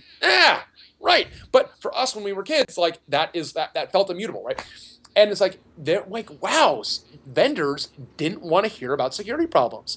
Vendors don't believe you should be able to reverse engineer their software. Wow. And of course, having been the one that developed the software that you use to reverse engineer, which was a DTrace, like reverse engineering is something I feel very strongly about. And in fact, I have, if you'll forgive the brief tangent, one of the things we discovered with DTrace is the vendors in particular that could not deal with their software being visible to people. All right. And so I had a vendor in particular, ISV, who was complaining about the performance of Solaris relative, this is back in the day, Solaris relative to Linux. Okay, fine, we heard this a lot. And they're like, no, everything's the same hardware, everything's the same. Solaris is a dog, Linux is really fast. Like, okay. And you look at the profile of the application, it's like 100% in user land. And it's like, listen, like we've done a lot of dumb things, but if you're 100% user land, like there's only, like it's just you and the microprocessor. It's really not the operating system. And you, of course, using DTrace basically instantly discovered that it's spending all of its time in totally unoptimized code. It's like this code has been, in fact, and then another second or two, I realized this got debugging enabled on this binary. So they got debugging enabled, and on the Linux binary, it's totally optimized. So you're minus x05, x03, x04 over here on Linux, and you're minus G over here. I'm like, well, there's your problem. They're like, well, we can't change the way we build the binary. Sorry, Solaris has got to be faster. It's like, hey, this is a little hard because you've got the debug version and you're comparing it to the non-debug version. It's like, you can't actually do that. Like, there's the physics of the problem. They're like, well, you have to solve it, I'm like, actually, can you please rebuild the software? No, we can't rebuild it. I'm like, okay. So you realize you're also shipping these massive binaries to Solaris because you're shipping all of the stabs, all of the debug information. They're like, no, like we can't rebuild it. All right, God, Jesus. So it was a half an hour, very frustrating conversation. Like, okay. All right, but let's hear about DTrace. Fine. So I demoed DTrace for them. This is when DTrace was still very new. I demoed DTrace, and the guy's like, no, don't like this at all. No. I'm like, don't like what? What do you mean don't like? Like don't like you don't like you can't not like penicillin. What do you mean don't like? It's like yeah, we need to this has to be disabled for our customers. We can't allow our customers to run this on our binaries. And I'm just like, and unfortunately, this was the first time this had happened to me, so I wasn't real. Now I'm kind of braced for it. I just don't deal well in situations where irrationality takes me by surprise. I just know myself well enough to know that like these are the situations in which people are most likely to call the police. Mm-hmm. And I'm like, what do you mean? It's like, well, actually, like we can't certify on Solaris until you disable DTrace for our application. And I'm like, oh my God. I'm like, disable DTrace for it's like I'm like, okay, disable DTrace for your application. And I'm just like, my brain just didn't deal with that very well. And I'm like, okay, you know what I'm going to do? I'm like, that's fine. First of all, we're not going to do that. So you can forget that idea. We will always enable DTrace being able for you. And I'm actually going to do something else. I'm actually going to go one step further. You are shipping your entire source code with every binary. Witness previous conversation. I'm going to give to your customers a tool that will allow them to take your binary and reconstruct your source tree. How about that? How about I will see you and raise you? And this guy was like, ah! He literally like both his hands went up. He's like, ah! And all these hands went up, and some people are like, oh my, like what? Like Cantrill just strapped on a suicide vest. I mean, people are literally like, and like 5 people start screaming at once, and I get like ushered out of the meeting, and it was definitely like, and the sales guy's like, what did you do that for? I'm like, what do you mean, what did I do that for? I'm like, I was basically, I mean, so did not deal very well with that particular situation. How did we get here? I'm so sorry. I always try to like leave a path back for myself. And I end up on these tangential rants, but sometimes you go back like, oh, where the birds ate the breadcrumbs. All right, I do not know where I am. I am in a forest of anger, and all I can think about is Reuters was the company. I've got no hesitation naming it. This company was Reuters. And if you talk to people that use Reuters software, they're like, oh, I hate those guys. I'm like, yeah, of course you do, because they're jerks. Anyway, how do we end up here? Oracle. Thank God. Of course we ended up here with Oracle. I should have known. Yes. Oracle is like the North Star of rage. Whenever you're disoriented, you can just use Oracle to orient yourself. Of course we ended up here with Oracle. All right, so anyway, I believe strongly in reverse engineering. And Marianne Davidson has this blog entry talking about how reverse engineering violates the end user license agreement of Oracle. Just don't do it. And just like, oh my God. And of course, it's like not surprising at all. Of course, Oracle believes this. But I believe, like a lot of people believe, that reverse engineering is a natural right. Reverse engineering is like my freedom of speech. You can't, nobody gives it to me. Like that is a right that I have, that I'm endowed with as a person, and I have got the inalienable right. If I own something and it's in front of me, I have an inalienable right to understand how it works, and the patent system may prevent me from duplicating it, and the copyright system, but nothing is allowed to prevent me from reverse engineering. My belief. And I think a lot of people have that belief. Yeah, that's whatever. So, I've seen this attitude before, and so of course, my tweet was that the Oracle, if Oracle software engineers need another reason to be ashamed of their employer, here you go. But what was interesting was that people started that a lot of people were paying attention to it. And it kept getting a lot of momentum. Of course, now I'm trying to feed the fire because I think that we are being collectively too easy on Oracle. I mean, Oracle's behavior, and then kind of there's a frequent lunchtime discussion at Joyent Is Oracle's behavior actually worse than it has been historically? Or did the Sun acquisition merely give them more surface area to behave badly? Because if you look at what they did to Java, what they did to I mean, we forget that Jenkins was Hudson, right? People forget, like Jenkins, like there's a facial scar on Jenkins that we should not forget. That was Hudson before Oracle went totally 100% evil on Hudson and they became Jenkins. What they did to Illumos in terms of closing the operating system and turning that back and reproprietarizing the operating system, what they've done to MySQL, what they've done to the LibreOffice folks. I mean, just go down the line. You cannot behave any worse than they did. And then they add the kicker, we're going to take Java and we're going to use that as grounds to go sue Google and assert that the APIs are copyrightable, which we all know it's like, that can't be true. If that's true, we have no industry. I mean, again, natural right, inalienable right. What they're doing is capital W wrong. And so I always love it when other people kind of, you know, when the fire starts building. And then, so like the fire's building, and then she deletes the blog entry. And you're just like, okay, what's that about? And that I can guarantee you, because Ellison does not care. But for my money, that's Oracle legal, because she actually did create a liability for them. I mean, if you think about it, you're an Oracle customer, hey, it's like, hey, next time I have a security breach, guess who I'm suing? You. Like, I didn't violate my EULA at all, but you have demonstrated negligence in generating this for me. And hey, you know what? I, as an Oracle customer, just might challenge that tenet that proprietary software companies have found so dear, namely that this software is not warranted for any purpose. Right? When you buy software, the cornerstone of proprietary diabolical software companies is that software can't actually be used for anything. And if you used it for anything, that's on you, not on me as the proprietary software vendor. Because if we say, actually, this is warranted for a purpose, then actually, maybe I treat you the way I treat a contractor. And if I have somebody pour my foundation, as it turns out, that foundation then collapses, I'm going to go sue that contractor. I'm going to go litigate that. If a bridge falls down, there's going to be litigation. If software panics, if a database corrupts its data, there's never any litigation because it's warranted for no purpose. So maybe, just maybe, an Oracle customer might challenge that most basic tenet, that most fundamental tenet, and then the whole thing collapses. And I think Oracle Legal is like, yeah, okay, yeah, we need to not get anywhere close to that. So I think Oracle Legal made her take it down. It'd be very interesting to, and then you have like, you know, the Ed Screven sock puppet. It was like, does not represent the views of Oracle. It's like, very good. Thank you, Ed Screven.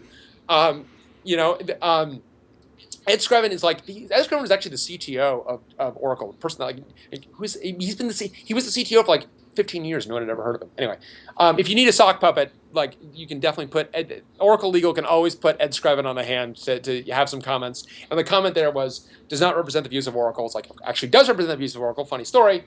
But then, and the kind of the epilogue to it is just and this is where I wondered if I was hallucinating or not. Then about midday yesterday, the hash Oracle fanfic tag comes up. And I'm just like, oh my God, this is an internet meme. And I was like literally tears in the eyes. I'm like, oh my God, oh, it was great. And it was terrific. I obviously did my own. I had to have my own contributions. And I felt I was doing a little too many of these. What I was basically doing, I felt a little embarrassed. All I was doing was like Googling Darth Vader quotes and then just like replacing things with like technological terms. You know, it's like and it was really, really, you know, your sad devotion to that ancient religion hasn't helped us enforce our EULA. You know, I find your lack of faith disturbing, that kind of thing. Anyway, I was just doing that. It's like, it was just too easy. And I felt like I need to stop doing this. And actually, the Joyent engineer was goading me on, like, man, you don't know how many times this meme is going to come around. Like, you gotta, if Oracle fanfic is trending, like, now is the time. Like, okay. But it was great. Oh my God, it was great. And it was great because I actually do think, and I think this is the kind of the serious point in all this, is that we as software engineers need to have a moral compass. And like, we don't have a code of ethics. We don't have the way physicians do and so on. But I think it's incumbent upon all of us to have a moral compass. And the way Oracle is acting is fundamentally wrong. It's capital W wrong. And, you know, cocktail conversation about whether they've gotten worse or whether they merely had more opportunity to be bad, but they are actually bad actors, and they're not just like, oh, big company. Like, no, not just big company. Like, this is actually bad behavior. They need to be held responsible, and we as software engineers need to hold one another responsible. And it's like, people are like, well, are you going to think less of me if I work for Oracle? It's like, oh, no. Yeah, of course I will. Yes, of course I'll think less of you if you work for Oracle. It's like, I mean, you don't have to care about my opinion, but don't think I'm not going to think less of you if you go work for Oracle. It's your name on the flag.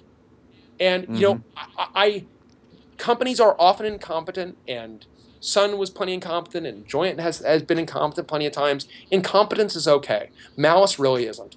Sure. And I think it's incumbent upon all of us to make sure that it's our name on the flag and that we're proud of what we're doing, and that we make our companies and our communities, we make them represent our values and our morals, our principles.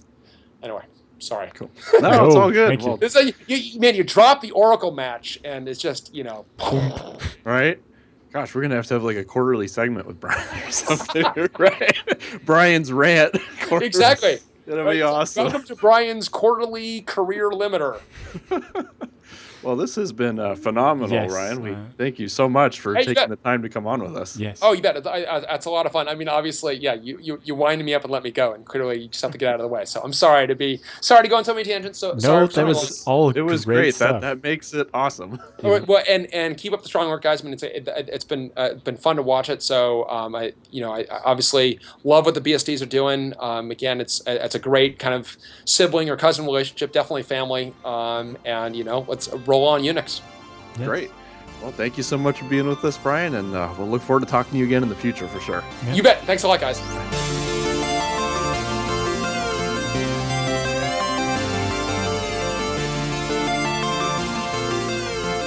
Okay, guys, you need to take a breather from that interview. That was awesome. Hope you guys enjoyed that. I know we had a lot of fun recording it yesterday, so that was a kick to do. And thank you very much, Bryan, for coming on the show and doing that. I know he's a busy guy, but this was well worth the wait. So, okay, but before we close up the show, of course, we got some feedback and questions. But before we can even do that, we do got to mention the last sponsor this week, which is going to be TarSnap. And, of course, the URL for that, tarsnap.com. Come on, they make it easy. Yep. It's real easy to remember, guys. tarsnap.com. You can go get signed up, get yourself an account, and then download a client for just about anything under the sun and start doing your backups immediately where they are backed up properly, securely, and fully encrypted before it leaves your box, which is the way it should be.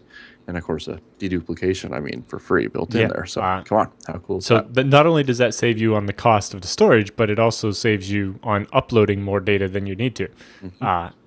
That's made right. a huge difference for my stuff. I know when Colin designed it, his thought was, I'm on my laptop, I'm at a conference, I've done a bunch of really good work, I need to back it up, but all I have is this slow conference Wi-Fi. I need to make sure I'm not sending any excess bits at all. That's right. That's right. So TarSnap, again, makes it easy. Not only do they do all the encryption and everything, you don't have to take their words for it. Colin and the guys, they're transparent. Look at the website. The source code's posted there. So if you'd like, you can audit it yourself or have your company people audit it, whoever needs to do it, and then compile it yourself. From you don't source have to. If you don't even want to trust the binaries. That's That's really putting it pretty your much money makes where your mouth is anything when it else. starts Yeah, backups it pretty go. much makes anything else that claims to be secure look like a joke. That's right. That's right. So don't be a joke and don't use joke-based backup software. Go ahead and switch to TarSnap today and make that happen. Okay, so we have first up this week, we have Randy who writes in asking about a laptop follow-up. Says, thanks for the advice on buying a laptop. I ended up with a ThinkPad X230 and I'm very happy with it. I'm writing this for my new OpenBSD install. It took me some time, but I'm dual booting Windows 7 and OpenBSD with soft RAID 0 full disk encryption. If I feel adventurous later, I may try and install Grub and make it chain load the Windows and OpenBSD bootloaders, but for now I'm manually toggling the active MBR partition since I rarely need Windows anyway. I'm impressed with OpenBSD so far. Suspend and Hibernate worked out of the box, which I've never experienced before. I didn't have to mess with xorg.conf, partially due to using common hardware, I guess. Or I'm currently trying to decide whether I should track current snapshots or stay with stable. There are a couple ports I'd like to have, like the OwnCloud client that were added to the ports tree after 5.7 release. Now I have to remember how I ever backed things up before I discovered ZFS. Very cool. Well, we're glad you're having good success with Exactly. that, and +1 for the OpenBSD guys. That's cool. That everything just kind of worked out of the box there. I guess there wasn't really a specific No, it was just question on there, feedback. so nothing Yep. to answer. But hey, that's what we want. So Next up, I'll let you take the next one here. Jared writes in about certs and getting involved. He says, first of all, I want to say that I absolutely love the podcast. I'm a complete newbie when it comes to BSD stuff. And, although I've been a Linux hobbyist for about 6 years now, I really, really like the BSD style and license and all that stuff. Your show is my Sunday school. There you go. There you go, the BSD Church. Anyway, about something from your last episode, you guys talked a bit about the video you linked from the guys at QuakeCon talking about how they used OpenBSD and PF to set up their network, and I was really intrigued. I'm currently studying for my Cisco CCNA, and I'd really like to make a career of networking and sys administration. And I definitely see myself using BSD in the future with that. So my question is, where do I go from here? Are there books, classes, or certifications out there that you know about that might help me along the way? Certification, there is a BSD certification group, and they do the BSDA exam, which is a multiple choice exam that's for like junior sysadmin. And then they have now the BSDP exam, which is a BSD professional, and that's an actual practical exam. So on the first one, they cover all the BSDs, so you kind of have to have a broad knowledge of everything. With the professional exam, you pick whichever BSD you like. They give you a VM of it and a list of instructions. Set up a mail server like this or a web server like that, and a bunch of things like that. And then they you have, I think it's 2 or 3 hours to do that, and then they check and see if you met all the criteria and give you a score. And so that's well respected, and importantly is not expensive at all. It's actually a very inexpensive exam, although the BSDA exam can be taken at testing centers all over the world now, and it's been translated to a few languages as well. But the BSDP exam, as far as I know, can only be done currently at most BSD conferences where they actually come out and bring their setup. Or you can, if you're a company or something, you can actually schedule them to come and do the certification exam or training at your location. So for books, Michael W. Lucas has a Networking for Sysadmins book, which is really good if you're already a sysadmin but need to know a little bit more about networking. And he also has a Cisco router book as well, but I haven't checked that one out. For open source networking, I don't know how much if there's a book on building a router out of BSD, mostly because it usually doesn't require a whole book. It's Google's your best friend there. Just Google what it or type a setup. If you want to understand the fundamentals of it, stuff like your CCNA is going to teach you the concepts, and then just doing it on BSD is usually just a couple of lines of config, and then it works. He says he'd also like to get involved in contributing to the FreeBSD project, but he says coding isn't necessarily his thing, but that's fine. It wasn't mine until recently either. It's still not my main focus. It's just something I've started doing more and more. But obviously, documentation is an easy way to get started, especially documentation on the networking side. If when you Google for how to make a FreeBSD router do this, and the results aren't that great, write a chapter on it and get it submitted to the handbook. And then next time, the next person that comes behind you will be very thankful that you wrote that article for them. Do you have any other suggestions? Get involved on the forums. I mean, answer questions, ask questions, and there's just a lot of people out there who sometimes ask questions, and maybe developers don't get to everything. So that's a great way to get involved and help out. That's how TJ got started. Actually, I think was the FreeBSD forums, and then he kind of expanded and all over the place now. Yeah, that's a great way to get started because a lot of noobs who come over, that's the first place they're going to really have contact. They don't really hop on IRC right away or hop on the mailing list. Usually, it's going to be the forum. So, great place to get started. Of course, docs are good. Just testing and reporting bugs. In packages in particular. So, what is the port strip to 28,000 ports now or whatever? There's a lot of stuff out there. No way people can test all of those. Yeah, and and so even us at the PCBSD project, we roll all those packages, and there's stuff I've still never run to this day, like 10 years into it, just because there's so many things. So when you test stuff and find bugs, either document workarounds or write fixes, or just ping people and let them know, hey, this is broken if you do this, and this, and hopefully it can get looked at and fixed for everyone. So feedback is super important in the community. Yeah. Nothing worse than somebody finds a bug and be like, oh, this doesn't work, and they go and switch back to Linux or something. It's like, well, Yeah. if you had said something, we could have fixed it. Well, I can't tell you how many times there have been cases like that where people will just email in and say, "Oh, I ran into this issue," and it seems like a big deal, and we look at it, and it's like a 5-minute fix, right? And it's like, oh, well, yeah, if somebody had told us a year ago, we would have fixed this a year Yep. ago. Like if we had known, it's just not something maybe I use personally or any of the other Yeah, devs or who it use just personally. only But happens if you do this one thing that Chris doesn't happen to do, or whatever. That's right. That's right. So again, feedback is excellent, and if it only takes you a few minutes just to type an email out or post something on the forums, that would be very helpful. Okay, well, I think we answered that. He also says thanks in advance. He really enjoys the show, and he can't wait to hear back. So we're glad we got you on this week, Jared. Okay, next up we have Steve, who writes in with X11. He says, hey guys, I love the show and I would love to use more BSD, but on the whole, having no X included has held me back. I have installed PCBSD on several machines and keep up with new releases. I so appreciate the complete desktop solution that it provides. It's a great distro. I'm writing because I was struck by the interview in today's show and the statement that not including the X system was a problem. It is a big problem. I hope more BSD projects will adopt the complete desktop included approach that PCBSD uses. With the X barrier gone, BSD would quickly rival Linux. He's referring to our interview with Adrian Chad from a couple weeks ago. But yeah, it's not like X is that hard to get on the other BSDs. Although, yes, if you want a desktop, I recommend people use PCBSD because it's all the fiddling is already done for you.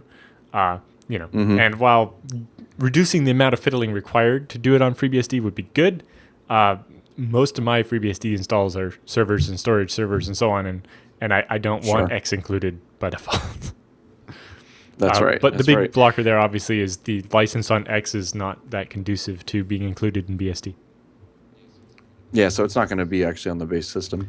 I don't know. I think maybe there's room for maybe more X installers. Yep. In other words, maybe rolling another ISO that's fatter ISO for a DVD that has X packages and all that on it. Bringing back the DVD ISO with all the stuff. Although at that point, the big problem is that if I download the 10.2 release, will have come out the week this airs, and if they made a DVD with all the packages on it, then they'd be probably pretty out of date going forward. Although almost obsolete. Actually, because 10.2 is using the stable ports repo by default now, or the quarterly ports repo, it means that they will actually be pretty much the same for 3 months at a time. So that's less terrible, actually. But you still. But I guess it would be like most other things where you do install off the DVD and then update. Obviously, maybe even just on the installer have the option, hey, I have an internet connection, grab the newer versions instead of the ones off the DVD. But that's one thing we did with this release. We're going to have a network install ISO. So if you just want the absolute latest, you're not going to have to do that first update. It'll all get pulled right off the other nice thing about that is obviously that'll be a smaller ISO to download, right? Yeah, it's CD size. I know quite a few people have complained about PCBSD being 4 gigabytes. It's like, well, you need to make up your mind. Do you want everything included in PCBSD and then you get a 4 gigabyte ISO? Or do you want X not included and then you get, this 300 megabyte memstick, but nothing else on it? You got to download everything at install time anyway. So we ended up adding the network install image because of that exact situation. We had people who were like, well, I don't want the 4.3 gig because I'm only going to install with XFCE or some lightweight window manager. So the network install does let you do that, but you still are going to download, a gig and a half, I think, just doing the installation because X and all of its relevant bits and stuff to bring in desktop runs that big approximately. So it is what it is. But I also agree with you. I like to see X being more easily accessible, which is why we do PCBSD, to make that easier for you. And we're glad you enjoy it out there, and looking forward to getting 10.2 release out here in the next week or so for you as well. Yes. Okay, so that was the end of our feedback and questions this week. So we're going to go ahead and close the show, but of course we can't do that without mentioning first the email address, which is going to be feedback@bsdnow.tv. Please send everything there. Don't tweet us. So, I mean, you can tweet us. We might see that. But, if you want it to get in the show and you want to know we saw it, send it to feedback@bsdnow.tv. That's really the only place to do it. And, of course, we do have to mention we have the special T-shirts going on right now. So I don't know if you can show that on the screen there, Alan. But you have until August 31st to order your T-shirt, available in many different sizes in men's and women's fits. And yep, it's we think the design is quite interesting. Yeah, it's very nice, and I ordered my 3 yesterday. So, of course, bsdnow.tv/shirt is where you can go to and go ahead and order those. So, like Alan said, we got till the end of August. So, get those orders in. Don't delay, and don't put it off because you'll forget. These get those out now. Once these are done at the end of August and they ship, that will be the end of them. They're super special. So. Yep. Very special. These are collector's items practically. So, you got to get a hold of them right away. Don't delay on that. And, of course, we'll be back the following week after this airs with a normal episode. Alan will be back, and I think I come back Tuesday. So I will be freshly back from Texas and looking forward to a new episode with you guys.